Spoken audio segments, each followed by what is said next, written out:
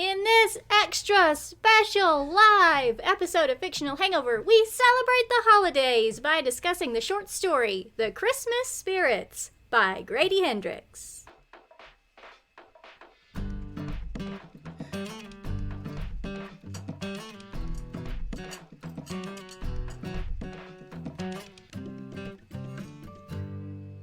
Hey everybody, welcome to this live episode of Fictional Hangover, a podcast about young adult and new adult books, series, authors, and voice actors that is full of spoilers. I'm Amanda. And I'm Claire, and today we are live and going to discuss The Christmas Spirits by Grady Hendrix.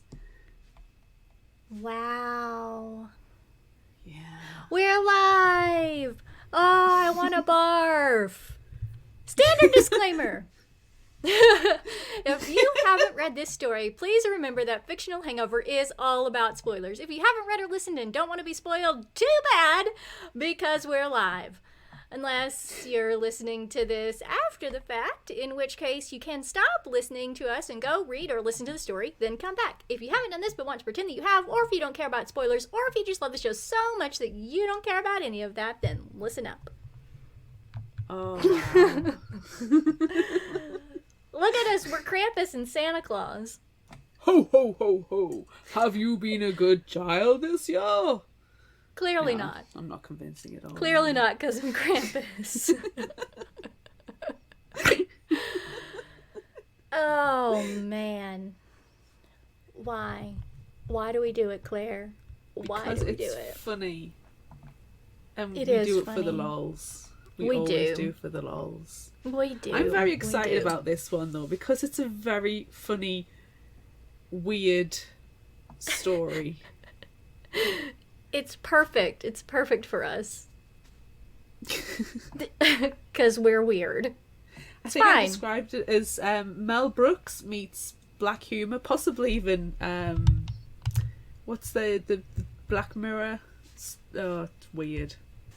you- Everything's weird.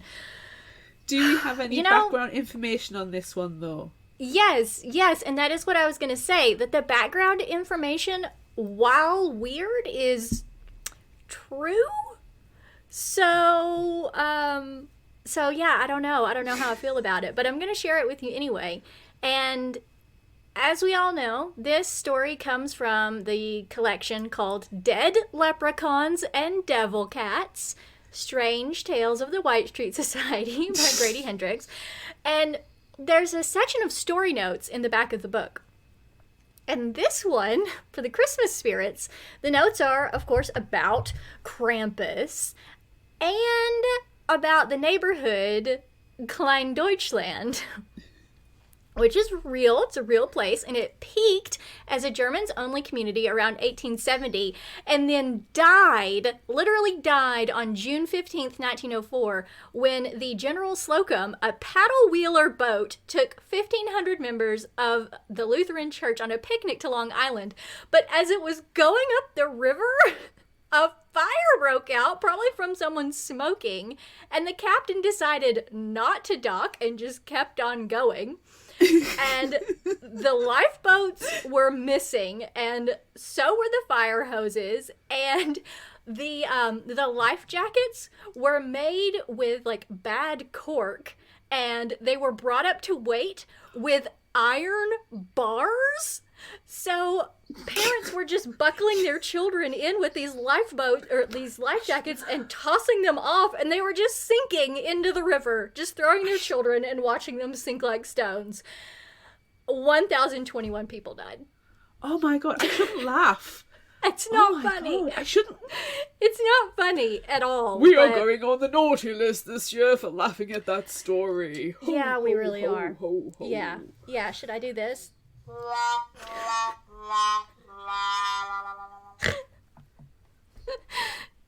So yeah, that's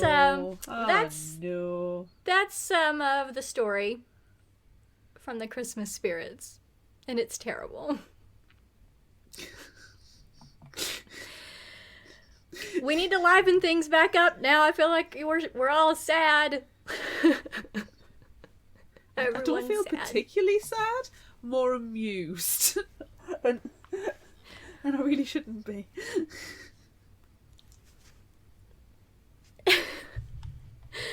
Oh no, is Claire frozen? Hopefully not. Oh no, are we cursed? Of course Have we're we been cursed. struck by the curse? Of course We've we're been struck by cursed. the curse. Oh man. Okay, I think we should dive into the summary and I think that reveal we the should too. actual story. I think that we should too. I apologise now for all the misspellings of all the German names, by the way, the mispronunciations. Yes, and for when we talk over each other because we don't realize there's a delay until it's too late. Like what just happened? Hey! On December 5th, in the late 1800s, William walks the streets of New York, full of Yuletide cheer, to visit his friend, Augustus. He passes violently boiled carolers and smiles, for he knows his friend is home for the evening. Augustus greets William's knocking with a sword through the mail slot, but upon realizing he is being visited by a friend and not more wretched singers, he lets him inside. Finally, another member of the White Street Society is here to help. Augustus loathes Christmas and all those who celebrate. He fears the great Santa Claus, who drives a sleigh pulled by flying hell beasts, sneaks into homes like a murderer, and judges based on no good reason who is naughty or nice. He's a vile monster who has a terrible infatuation with children. Before Augustus can continue his Santa rant, there is a knocking at the door. Thinking it to be more carolers, Augustus suggests William answer the door with a revolver. It's not carolers, though. It's a charming German woman named Greta von Hitler, and William is immediately smitten. Augustus, however, immediately bashes her on the head with the hilt of a sword. When she awakens, she says she is seeking aid from Augustus and the White Street Society. For every year on December 5th, some of her orphans are taken from the German Kinder Orphanage for Forgettable Children, and she is desperate to stop it from happening this year. Since they're only orphans, the police will not help. So here she is, asking for Augustus and William, because he is also there, to keep watch over the orphans for one night and to stop what's coming for them. I'm sorry for laughing so much. It's gonna get worse. Especially this one. Oh, okay, buckle in, kids. After some pleading by a still smitten William, Augustus agrees to assist rather than remain alone in his house with carolers lurking outside. He grabs a pair of pistols with detachable bowie knives, a sword cane, a pistol cane, a harpoon cane, a small harmonica gun, a 5-barrel pepperbox pistol, a folding dirk, a short dagger, a poison needle concealed in a garnet ring, a garrote concealed in a watch chain, matching bottles of sleeping draught and poison, a knife pistol, a pistol knife, and a knife pistol knife. And they head out into the streets full of rowdy revellers. The knife pistol knife gets me every time. After passing through much merriment and into Klein Deutschland, they arrive at the German Kinder Orphanage for Forgettable Children. Upon entering, they meet Miss Gehring, the old administratrix of the orphanage. She tells them that these kidnappings have been happening for 15 years, always on December 5th. Augustus surmises this is because the evil Sinterklaas's great feast is the following day, or that this Frau has brought evil with her from her homeland. He plans to stop St. Nicholas and heal the wound he has brought about with his festering corruption. They will investigate the place where they store their orphans and see what happens overnight. Storing the orphans. With the children sleeping in different rooms, Augustus and William begin their watch over their bedchambers, leaving the fire burning low just in case someone happens to come down the chimney. Miss von Hitler brings coffee sometime later, and while William is swooning at her in the hallway as she tries desperately to get away from him, a gunshot rings from the children's room. Augustus has shot Father Christmas with his pistol knife and stabbed him twice. They have slain a beloved Christmas figure. They realise they will be in a bit of trouble when the orphans come to retrieve their gifts and find a murdered Santa on the floor.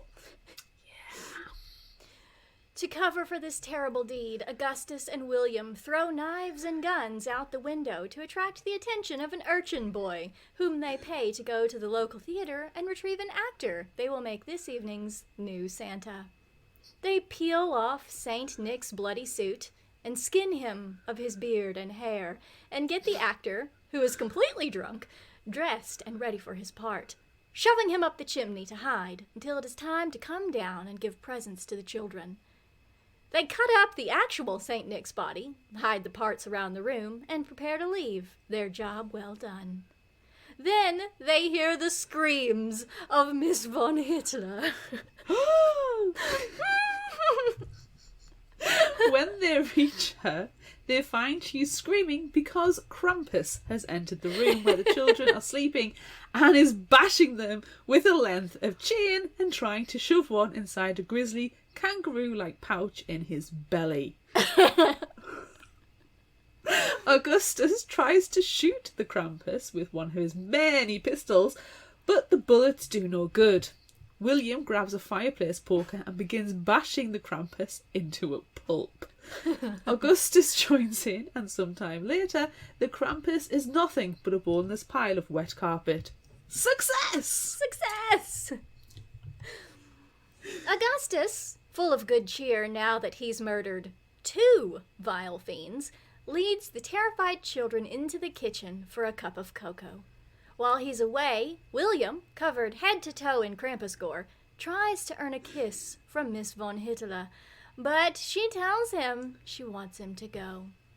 Augustus returns then, telling Miss von Hitler that the children will have a nice surprise when they wake the next day, which will erase this terrible night from their minds. They will be visited by the drunken actor Santa Claus, and all will be well. Then the 2 gentlemen leave the orphanage. William and Augustus talk of how excited the children will be when they wake to see Santa has visited. Unless, of course, their drunken stand-in wakes them first. Not to worry, though. Augustus kindly filled their cocoa with sleeping draught. Except the empty bottle he pulls out of his pocket isn't the sleeping draught. Augustus has poisoned all the orphans to death. Well, I mean, at least they're only orphans. They don't count as people.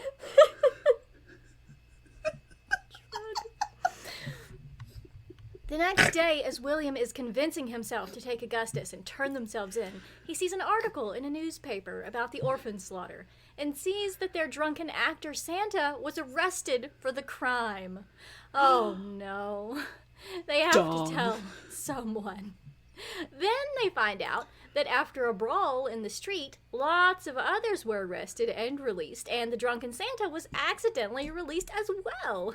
And Huzzah. now he's on his way to South America to start a play called The Dogs of Shakespeare. Isn't that nice? It's perfect. It's a happy ending. It's wonderful. Well, there is another article in a different paper that's even better. One of the orphans in the massacre was heir to a massive fortune, and his uncle has left a great sum of money to the orphanage in his honour. Now Miss von Hitler can expand her collection of orphans. All of this is truly a Christmas miracle. Oh, that's wonderful. It's The a end. Christmas miracle. It's a Christmas miracle. So great.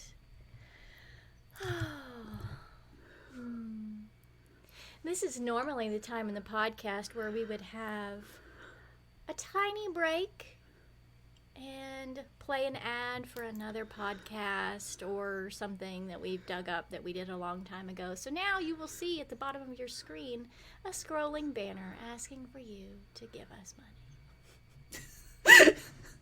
It's that time of the year. Yes, we're begging for money. Or, Hooray! if you do join us at our Patreon on the bonus tier level and get to see the unedited videos of the Fictional Hangover recordings, you get to see what tomfoolery me and Amanda get up to in between. That's true, and we do get up to a lot of tomfoolery. There's a lot of shenanigans that happen. A lot of stuff that doesn't make it into each and every episode. Unless we're live. Unless we're live. Oh, man. Oh, my goodness. Also, you can go to fictionalhangover.redbubble.com to buy some fantastic Fictional Hangover merchandise. I saw that Annie is sporting one of her purchases today in honor of this show. Her delightful cross-stitch shirt. Sometimes the only appropriate word is fuck, which is exactly what you need. I feel like I should be wearing that right now. I know, but then, you wouldn't be wearing Santa Claus themed things. True. Candy cane? Thank you. That's very nice. It's very nice of you. I like you. Shall we get into the discussion? I think that we should. I think that we should get into the discussion. So, standout moments. If it's not all of Augustus's weapons, you're wrong. Yes! As soon as Augustus comes on the scene and just starts trying to murder everybody or maim everybody and then pile the weapons on, it's like... It's in so many action movies where the person has to go through a security check and say, can you take off your weapons, please? And it just starts piling up and piling up and piling up. It was that, except obviously in reverse because he's putting it upon his person. Where does it all go? Where? Crevices and orifices. Yes. Maybe they have Krampus kangaroo pouches that they put stuff in. That's a disturbing thought. It is. I love marsupials, but marsupials are weird. Yeah, they are. I really also, can I just say, I really enjoyed listening to this audio recording that we found on Pseudopod. So thanks, Pseudopod, if you ever hear this, for having this recorded years and years ago. Because it was wonderful. I love that the voice actor that got to do it was just cracking up the whole time. It sounded like us recording a podcast. It did. That's exactly what I think I said to you when I'm listening to it and you were like, yeah, wait. And I was like, yeah, that's us. Yep. Alistair Stewart, is that his name? It is. It is. He did a great job cracking up at everything. Like, there was one, I don't know why it made me laugh so much, but it was right after Augustus killed Santa, and William's out in the hallway talking to Miss von Hitler, and she's like, oh, what was that? When the gunshot goes off, he's like, oh, it's just a chair exploding. Like, why was it a chair exploding? Why did chairs just explode? That doesn't happen. What, you see, your chairs don't randomly explode? No, they don't. They don't just explode. So that was another one of my favorite parts. I don't know how he kept a straight face during the list of weaponry, and it was just it was like, oh, and there's my friend Augustus with sticking a sword in my belly through the postbox. All is well with the world. Yes, I love how pleased he is as he's like jauntily walking down the street and he sees the carolers running by and their faces are boiled off and he's like, oh, Augustus is home. It was very, very good. It was so dark. It was being a Grady Hendrix book, and I've read a few of his books now. I was expecting a horror, like almost scary kind of horror, a little bit like Horror Store, where it ramps up. It starts off quite easy and quite, I say accessible, but it's more just, it's just a pleasant story, and then something happens. Like in Horror Store, it's the seance. Yes. And everything just goes to hell, and it's just twisted and dark and horrific and horrible. But with this being a short story, it doesn't. It starts off with the murder and mayhem at the very, very beginning, but with the Victorian twist to it, which I really enjoyed. It's like, I'm going to take A Christmas Carol, but I'm going to satirize it.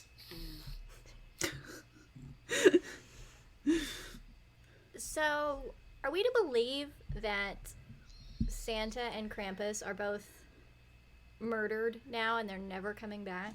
Or do you think there's some sort of magic going on where they'll come back again? Well, I'm concerned that the Santa Claus with an E starts. Because, yeah, whoever kills Santa, or is it whoever kills Santa takes on the Santa mantle, or whoever puts on the Santa suit takes on the mantle of Santa? It's been a long time since I've seen the Tim Allen Santa Claus, but I'm worried Augustus is going to be the next Santa Claus, or failing that, the drunk actor. Yeah. In that Tim Allen movie, did he murder Santa Claus? Kinda. That's what happens in that? It's brushed. I mean, to be fair, it is many, many, many years since I've seen that movie. But if I recall correctly, and please listeners, correct me if I am wrong, Santa Claus lands on the roof of his house and he throws a snowball at him and causes Santa Claus to fall off the roof of his house, killing him. So yes, effectively Tim Allen has murdered Santa. That's my understanding of it. You know, Constance has commented, and she says it's whoever puts on the suit, and that they totally regenerate. I hope so. Is Santa going to be a zombie the next time he comes back, though? Because he was cut up into little pieces. Oh. He's going to be stitched together like a Frankenstein. A Frankenstein Santa would be absolutely amazing. And why isn't that movie in my life? I don't know. We haven't written it yet. That's why. Gonna put that on my to-do list. Yeah. Did you have any other favorite parts? I like the fact that William's overtures to Mrs. von Hitler are constantly rejected. That was always fun. And her dream is to one day... Yes, but that's why I liked it. But also, I like the fact that her dream is to open another orphanage, but with more orphans. It's like all they want is orphans, and they don't regard the orphans as actual people. It's just those odd little shoot lines that really made me giggle.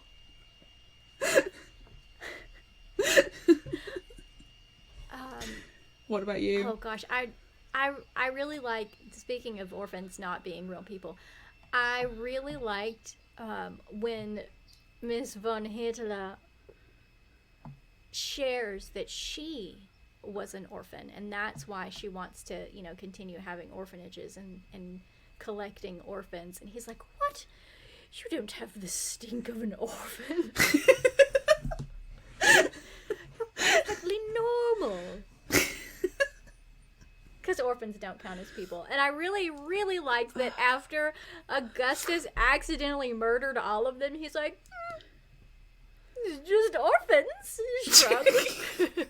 Don't worry about it. They're just so disposable. They are. God. Just orphans. But you know what got me as we were listening to it and thinking about what we wanted to talk about. Genocide again has come up.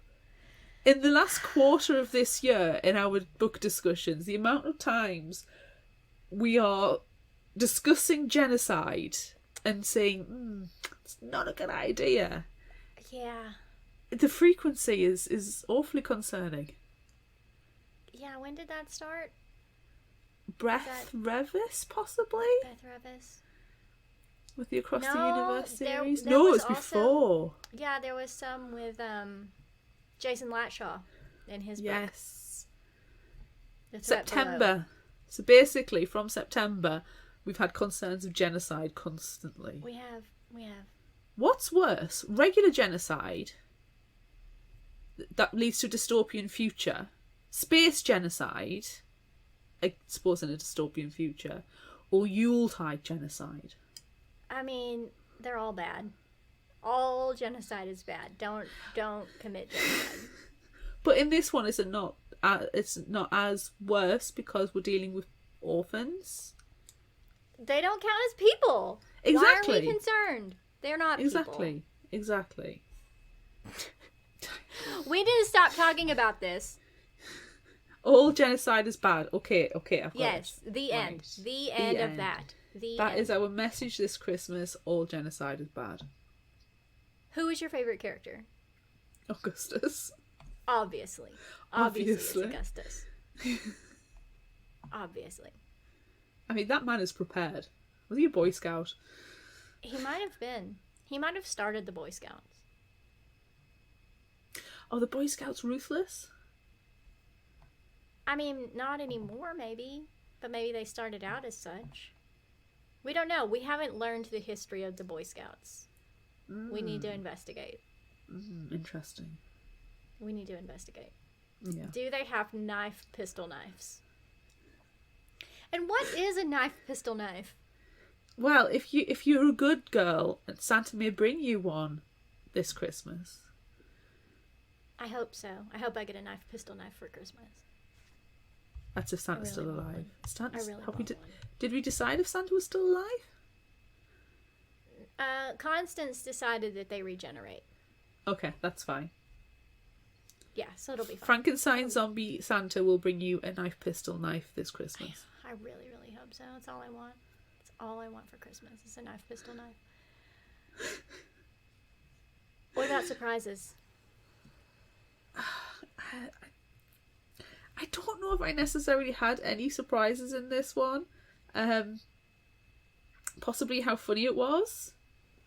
And how much the narrator was cracking up whilst listening. Well, as I was listening to it, he was just cracking up as well, reading it out. And you That know was for a really fact, great. it's not the first time he's read that. He'll have read it 2 or 3 times before, but he's still laughing his socks off. Yeah, still cracking up about it. It's wonderful. I was surprised that it was, it was all a Christmas miracle in the end. Everything worked out so well. Can get Did new it, though? orphans. Sure, we've got money to have new orphans. It's fine. And the drunken Santa who got arrested for, the murder of Santa, and, he was responsible, in quotes, for all the children who died. He got away, and he's, living it up in South America now, doing Shakespeare plays. It's wonderful. It's a very happy ending for everyone, except the orphans. Do you know, it sort of reminds me of a D&D adventure that I watched that the Ox Ventures did, where a load of orphans were viciously murdered and turned into mortar for their own orphanage. Which sounds really horrible, but when you actually watch the Ox Venture, they're really, really funny. And the army of 60 skeletons who were summoned to do the building just kind of went, "It's orphans, boss." And it's just, that reminds me of it. So, yeah, if you like D&D, check out the Ox Venture. Side note. Side note. All right. Is it time? Does that bring us It's to time? time. Is it time? It's Is it time. time? It's definitely time. Hold on. You know I've got my sound effects clear. It's time. So have I. It's time. I create them myself. You do. Okay, we asked on social media, would you rather meet Santa or Krampus? And on Facebook, 60% said Santa, 40% said Krampus. On Instagram, 47% said Santa, 53% Krampus. On Instagram, I've said. Twitter, nobody wants to meet Santa. Nobody on... I think Twitter just realises that they will never meet Santa. It's 100% Krampus. And on TikTok, 68% Santa, 32% Krampus. Excellent. We have comments. We do. Dustin Can Read on Instagram said, "Ooh, I need to get this book." Yes. And then tell us, Krampus or Santa? Yes. Bree Tart on Instagram said, between the two, I'd rather meet Santa. He seems easier to talk to. And I want to pet the reindeer. Maybe steal one for myself. Where are you going to put the reindeer, Bree? Are you going to take care of it? Are you going to walk it every day? Maybe. Steph Inc. Creations on Instagram said, Krampus! But as long as I'm not getting axed. Oh. L20Cav on Instagram said, I've still not watched Krampus yet, but we're trying to rectify that this year. I'd meet Santa to see if he's getting close to retirement and if he needs an apprentice to take over. Presuming I'm only supervising and not making any toys myself, I'd happily work flat out one night a year to chill for the rest of the year. It's a good plan. It is. Really You'd be absolutely wrecked. Yeah. Coral on Facebook said, they're both a little scary, but I will go with Santa? ? Just so I can meet his reindeers. See, Coral and Bree need to team up. They can team up for the team of reindeer. Yes. Dakota on Facebook said, my husband said Krampus so he could write a metal Christmas song with him. And speaking of metal Christmas songs...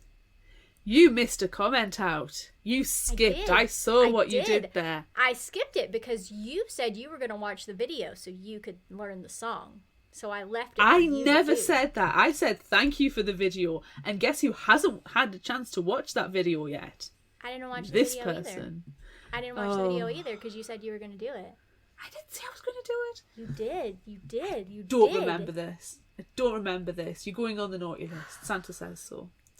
Right, Constance, I don't know what I'm doing here, so I'm just going to read it out. So, have yourself a merry little Christmas holiday and celebrate with Jesus Christ was born. Though Santa isn't real, beware of stories never told when Krampus comes to rip apart your soul. That's poetry. It really is. It really is. I know I'm going to get wrong for not watching that video. You are. I really thought you were going to watch it. You said I'm so happy that Constance had a video and like you said you were going to watch it. I really thought you were going to watch it. I really thought you were going to belt one out for us today, but I was gonna, but I forgot. And do you know what? I've been listening to the Ruby Circle, which everybody at Vampire Book Club will forgive me for. At least the better. Yeah, I guess so. So, who are you meeting? Santa or Krampus? Krampus? Yeah, me too. I want to meet Krampus. Yeah. I mean, I've met Santa several times. He's a jolly old elf. Yeah. I want to meet Krampus. I want to meet Krampus too. Yeah, I want to meet Krampus. I want to find out the deal. Like, dude, what the what? Nice horns. Yeah. Do you have a pouch? Yeah. Are you a marsupial? Yeah, these are important questions. I mean, because sometimes he has a sack. And sometimes he has like a weird basket thing. And sometimes he has a kangaroo pouch. Mm-hmm. Sometimes he has chains. Sometimes he has a hammer. Sometimes he has an axe. We have many questions. Many questions. Yeah, we need to know. We need to know all about Krampus. Yes. How do you keep your horns so shiny? That's a good question. It is a good Practical question. as well. Yeah. Yeah. And why December? It's December 4th. Why? 4th or 5th? In the story, it's the 5th. I heard it was 4th. Could be 5th. Probably 5th. I'll believe Grady Hendrix over my own recollection. My memory's not what it was. He does do research. Yes, unlike me. As we have established. All right. Are we moving on to the next question? Oh, you know what's funny? I could have put that question up, and I didn't. Look, there it is. Would you rather meet Santa or Krampus? But everyone's already seen that question. So let's move on to the next one. I'm going to properly put it up this time. Which of Augustus's weapons would you rather have? And shall we go through the list again? Yes, we have a list. A pair of pistols with detachable Bowie knives. A sword cane. A pistol cane. A harpoon cane. How is he carrying all these canes? Cane pouch. A small harmonica gun. A 5-barrel pepperbox pistol. A folding dirk. A short dagger. A poisoned needle concealed in a garnet ring. A garrote concealed in a watch chain. Matching bottles of sleeping draught and poison. A knife pistol. A pistol knife. And a knife pistol knife. Which one do you choose? There are so many. I feel like we need to take the knife pistol knife off the table because we've established we want the knife pistol knife. We do want the knife pistol knife. Can you go wrong with a sword cane? No, you really can't. You really can't go wrong with a sword cane. I'm a little bit interested in a pistol cane because can you just pick up the cane off the ground and shoot the pistol through the cane, or do you have to detach it? That is a good question. Really long pistol? A really long one? You know, how does it work? That's a very good question. Exactly, that's a very good question. I'm surprised you didn't say a poisoned needle concealed in a garnet ring. Well, I didn't say for certain which one I wanted because I do like the poisoned needle. I do for sure. And I also like the garrote concealed in a watch chain. Yes. Yes, I'm with you on that one as well. Yeah. I think we just need all of them. Are we going to break the rules of Would You Rather? Remember, we are the lords and masters of all that we survey. That's true. We are. Let's see. Annie wants a sword cane. Yes. And Constance wants a pistol knife. So done and done. I will let Santa know. Yes. Very good. Write it down. Okay. You ready for our next one? Yes. Would you rather shoot away the carolers with a pot of boiling water or a sword? My cane sword. The candy cane sword. A pot of boiling water or a sword? I will say with the pot of boiling water, you've got a couple of issues there. The first one is how big is the pot? And you've got to carry it. Yes, unless you have like a hot plate right by the door. Yeah, You know, it's there. Or there's a fireplace nearby because this is the 1870s.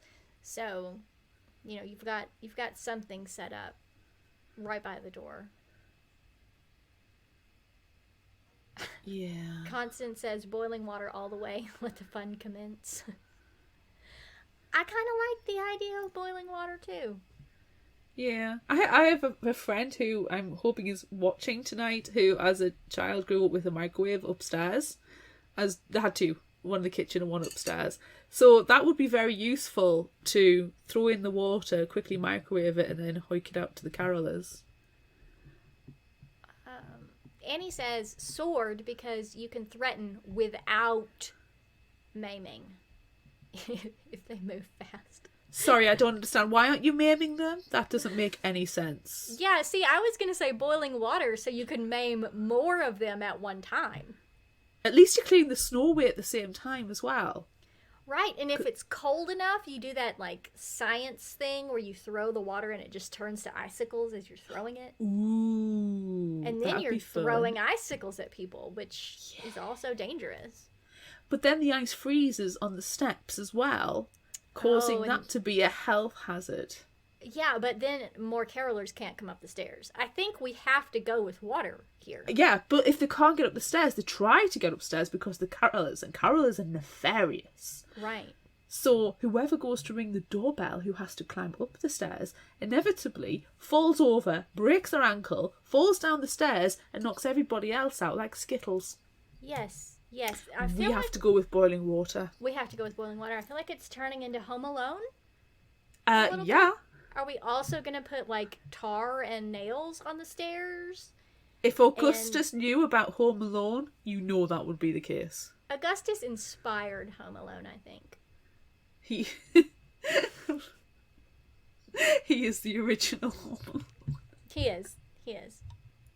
Oh, Annie's trying to stay on the nice list with the sword cane. Annie. If there's no witnesses, Annie, then who can put you on the naughty list? Santa's dead. Because you've murdered them all, and Santa's dead, and Krampus is dead. You're fine. Okay. Next one. Oh. Would you rather skin and dismember Santa or bash Krampus into a boneless pile of wet carpet?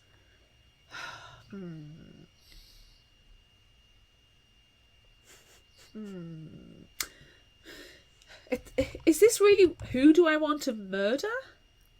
Or how do I want to commit murder? I think maybe how.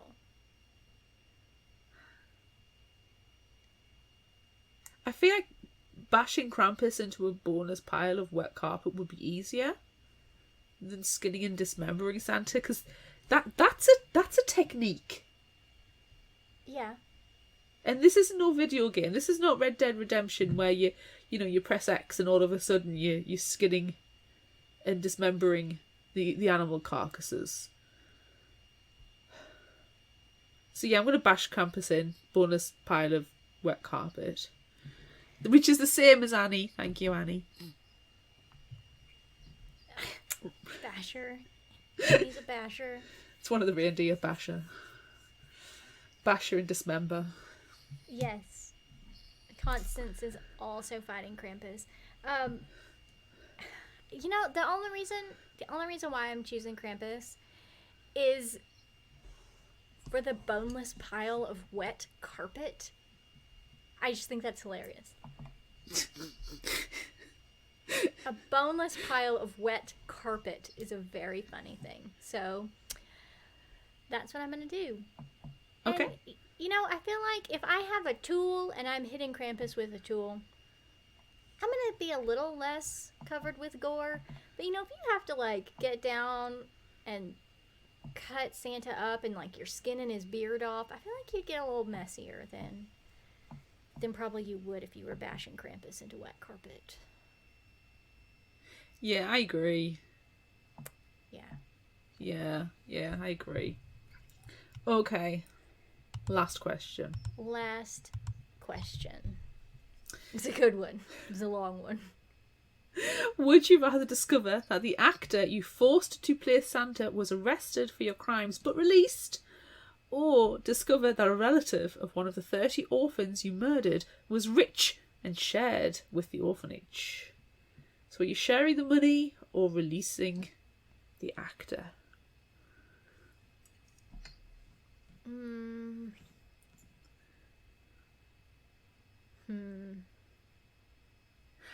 I'm going to point out that the orphans aren't people anyway, so we're going to release the actor. Okay. Yeah, because you're right. He shouldn't. They're not people. Exactly. He shouldn't pay for the crimes that you committed. Right. Yes. Yeah, I think I'm going to have to go with that too, because orphans don't count. Orphans aren't people. Not in this universe. No. They don't matter. Yeah. I mean, what will they use the money for, except to probably create new orphans? If they don't have the funds, they can't create the orphans. It sounds like you're That's doing my some theory. evil experiment. You're creating orphans. It's my theory anyway. Are you Frankensteining them? Are you Frankensteining the orphans? Or are you just going around and slaying parents at Christmas time? I can neither confirm nor deny. So you're doing both. That's what I gather from that. Very good. It's fantastic. Constance is releasing the actor. The orphans aren't Yes. people, and everyone else has a happily ever after. Yeah, it's perfect. There you All right. Oh, it's the end. It's the end of Would You Rather. go. Aww. Aww. Aww. Aww. Aww. So that means it's time for favorite final thought quote. I have 2. Same. Cool. First one. I don't believe there is a tradition of Santa urinating in children's stockings.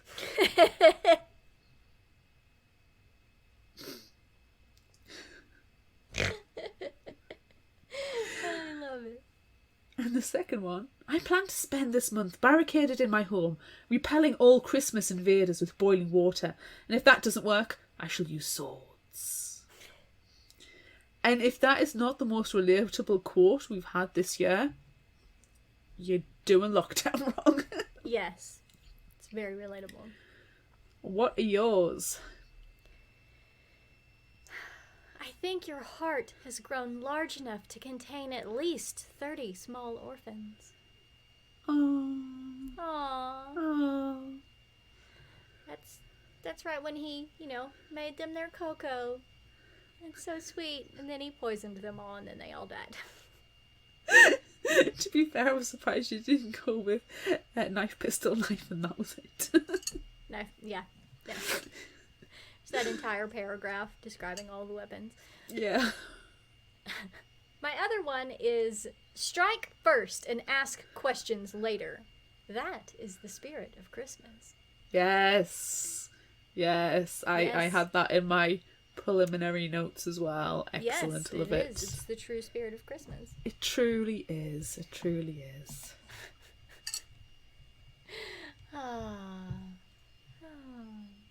Now it would be time for If You Liked This, Try This. But we're going to play a game instead. Woohoo! It's a very interesting game. So instead of If You Like This, Try This and Indie Spotlight, we're going to play this tenuously related game. It requires our listeners to comment. You do does. not need a book. It does. Right. You do not need a book. We're not playing Bring Your Own Book this time. We are playing Holiday Plot or Not. Because you know how much we love a tenuous link. Yes. It's our favorite. TM. Tenuous link. TM. So what we're going to do is we're going to read a summary and you guys have to decide if it is an actual plot to a holiday book or if we've made it up.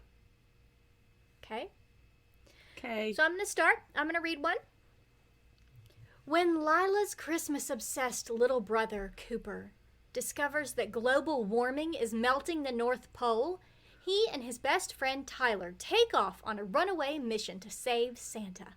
Lila has to get Cooper safely home before Christmas Eve, but the only person who can help her is Tyler's older brother, Bo, her ex-boyfriend.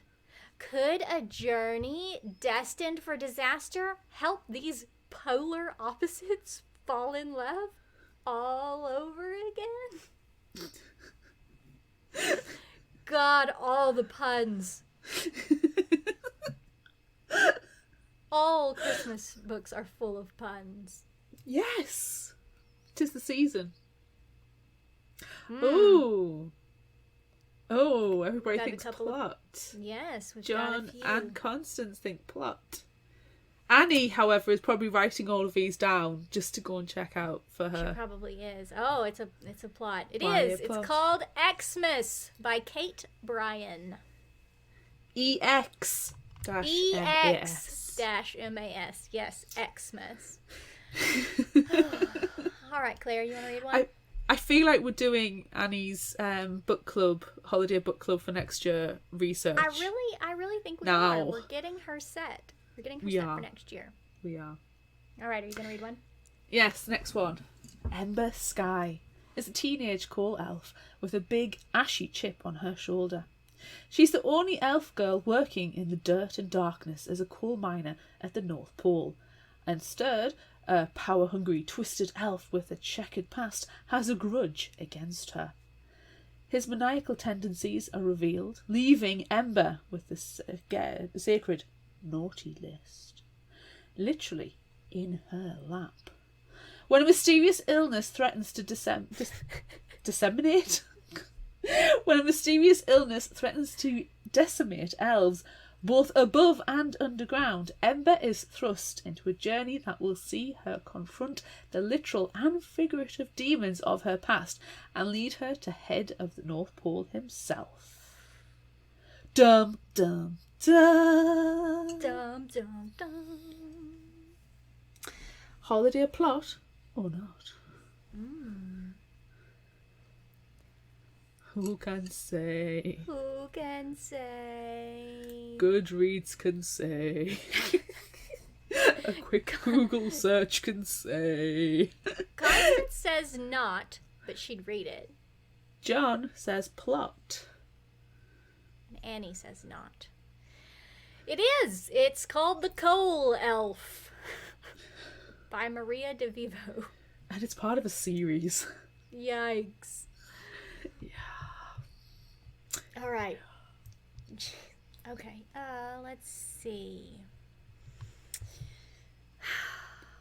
Chris has a list of names, and she's checking it twice.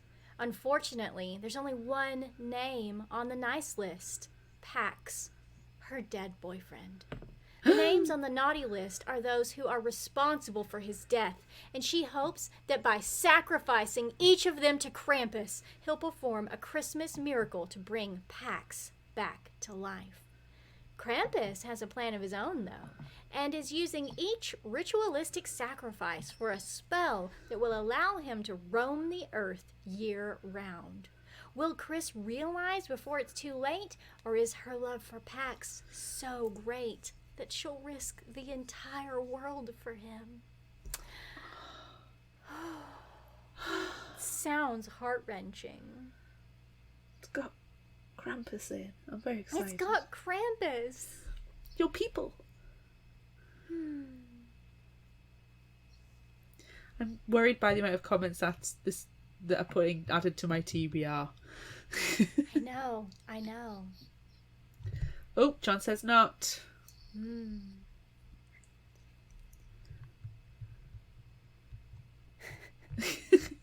Constance not, but yay Krampus. Come on, I thought I did a good job making up that stupid story. So good. I did a good job. You did. It sounds like a genuine one. So sounds fake, which means it's probably real. It's not. I made it up. Shall we say not yet?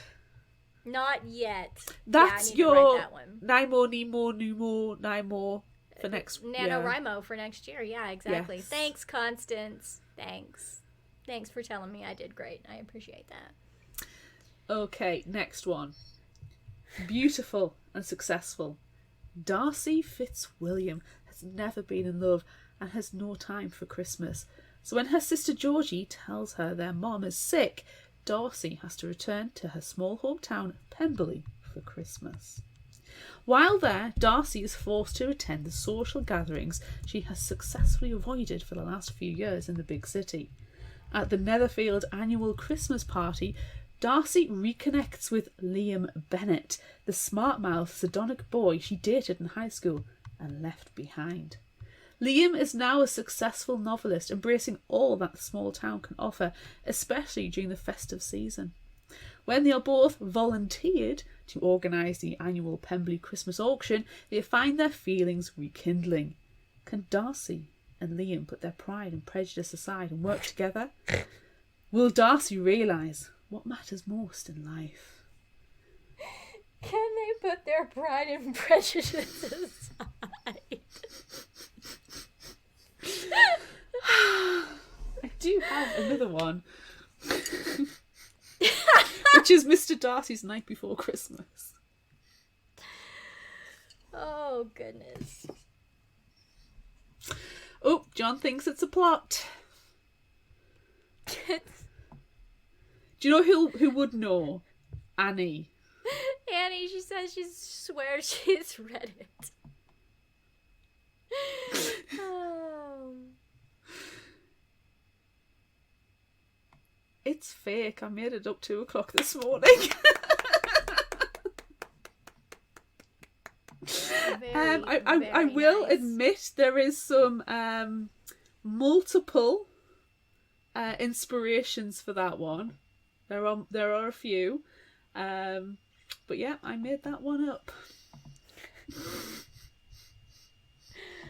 Oh, okay. Very nice. All right. Thank you. Should we read one more? Oh, I think we've got a few, to be fair. So we do have a few more, but let's go for it. I'm gonna read this one. Okay. At Christmas time, all dreams come true. What do vampires dream of? Blood, of course. Lots of it. Esk, the vampire, is no different, but in Santa's eyes, he's been more naughty than nice. A lump of coal in his stocking is what Esk expects as he goes off into the cold city night to seek his holiday dinner. During his hunt on Christmas Eve, he encounters junkies, pedophiles, goth chicks, and the scariest of them all, holiday shoppers. Oh. Everyone's hustling for that last-minute score, and amidst the snow and carols, who knows what Esk might find?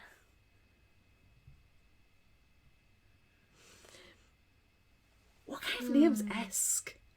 It's a good name. I don't know what's wrong with you. I don't know. It feels like it's half a question. I don't know.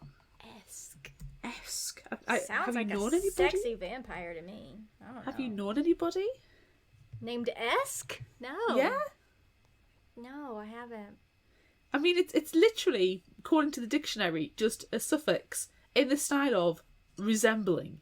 Yes. Oh. Annie says it's a vampire Christmas plot. And Constance says she says not, but she wants it. Guess what? It's called The Vampire's Christmas by Joseph Michael Linsner. I'm going to pop that into the chat because I know for a fact there's at least 2 people listening who want it. Yes. Oh. There we go. Oh, I think we could do a couple more, I think. All right. Connie struggles with Christmas, but not because she hates the season, but she never has time to celebrate how she wants to. She loves her job, but being a night baker drains her time and energy. If she's going to one day open her own cat cafe and bakery, she needs to work those hours and earn those dollars. One day, when baking gingerbread cookies with her best friends Anne and Hannah, they pretend to cast a spell that will help Connie out. Though they believed it was for fun, there seems to be more than gumdrops and candies added to their recipe, as suddenly Connie is thrust into a whirlwind of seasonal festivity and good fortune.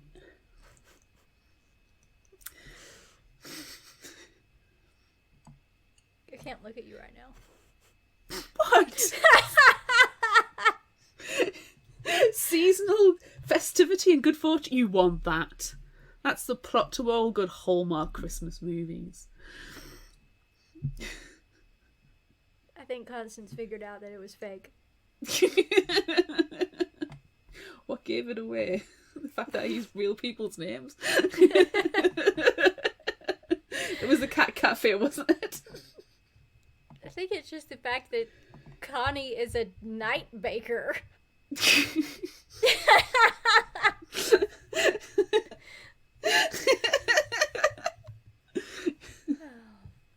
Do you have that vampire plot?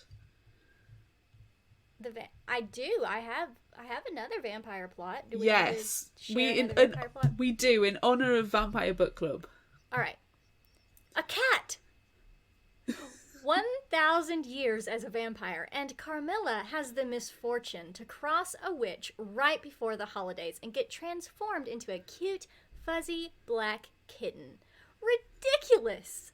The only way to break the spell, in the tradition of witches, is a true love's kiss, or bite, as the case may be. But who on earth could love a feisty vampire kitten? Fortunately for Carmilla, a kitten might be exactly what Laura Styria's Lonely Christmas needs.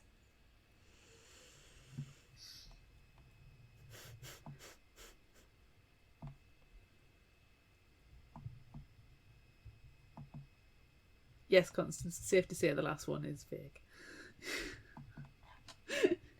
Because it's vampires? It's No, the one the Connie one. Oh, Annie, that's got to be real. Nope, it's not real. Wish it was.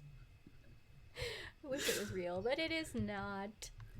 Oh, even Constance thinks that it was a plot. No, we got it from a website where it was creating fake vampire Christmas stories, which is one of the funniest things we've read in a long Yes, time. it's hilarious because they got...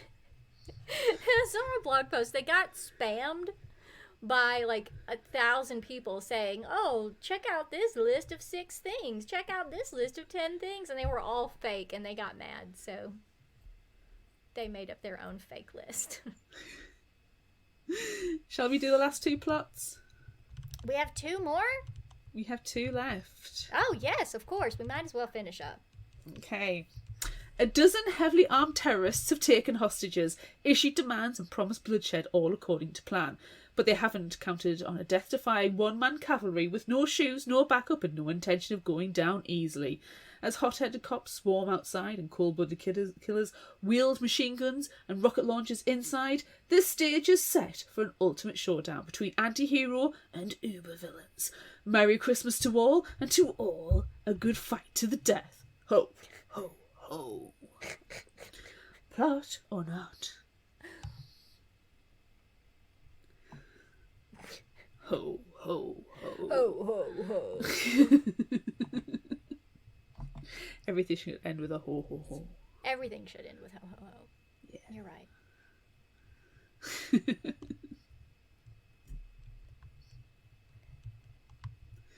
Don't think anybody's going to be impressed with this one.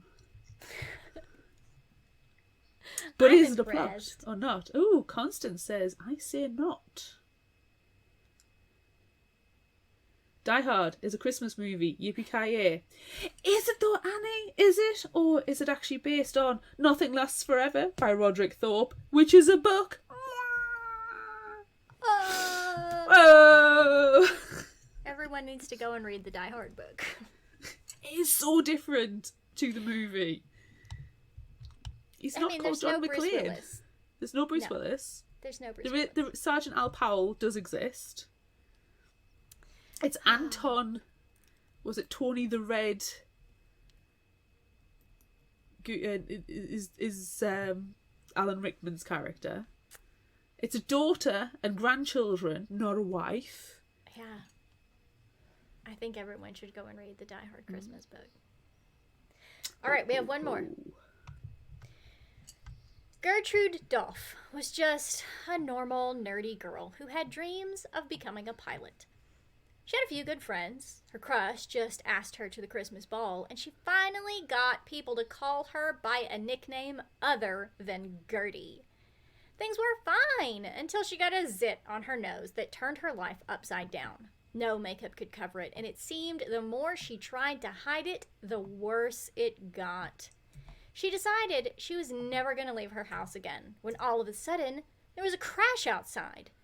When she looked out to see what was the matter, she was shocked to see Santa Claus. She was even more shocked when he said, "Rudolph, won't you fly my sleigh tonight?"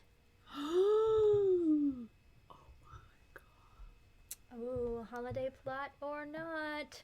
Her holiday dreams are coming true. They are! She's gonna be a pilot for realsies!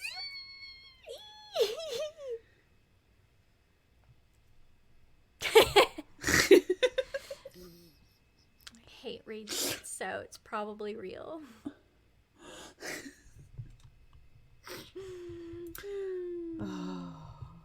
It's not. That's the first one I wrote. I was so impressed after reading it, I was convinced it was real as well. Sorry, Constance, not a plot. It's not. It's all Amanda's own creation. Rudolph. Why would you want that to be your name? Do you... You know how sometimes in episodes we come up with fan fiction and we'll just take it that one next step? Well, we don't need to with the Christmas spirit. But I feel like we've created our own Christmas anthology. Yeah, we did. We should just write all of these stories that don't exist.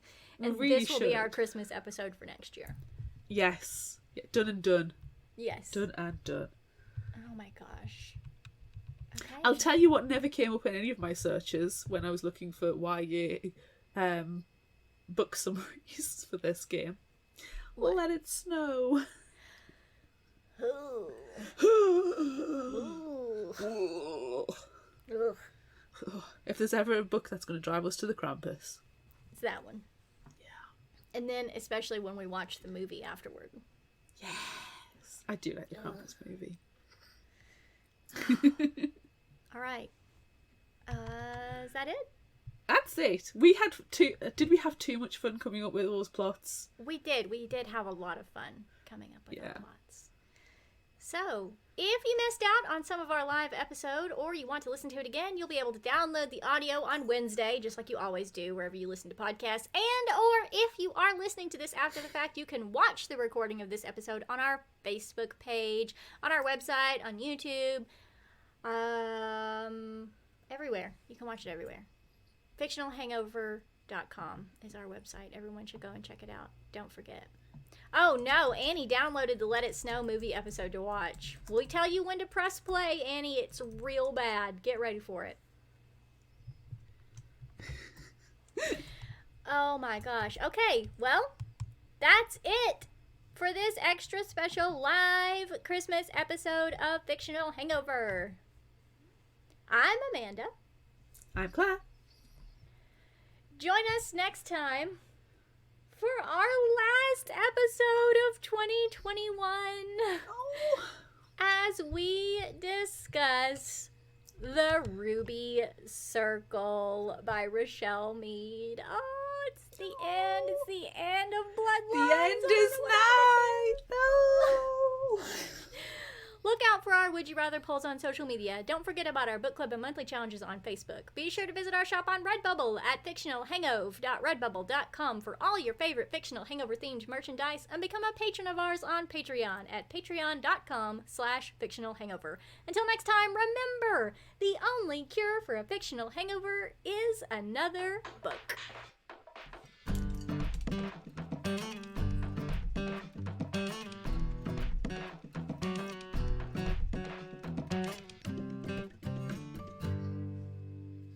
Are you gonna read your lines, Claire?